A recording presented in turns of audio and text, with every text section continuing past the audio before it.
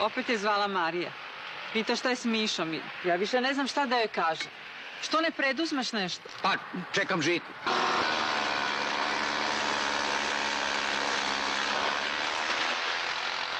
Pita da li je Miša spremio diplomski.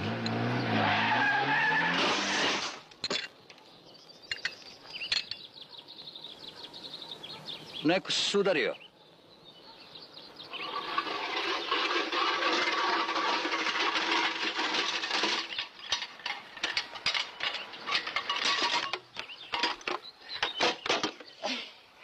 Je li ovo tvoja samohodna kosačica?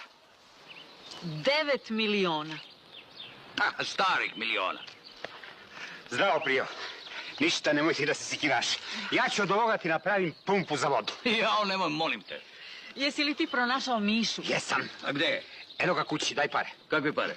Kako kakve pare? Pa jesmo se okladili? Pa ja to moram prvo da proverim. Proveravao, ne proveravao, isto ti se vata.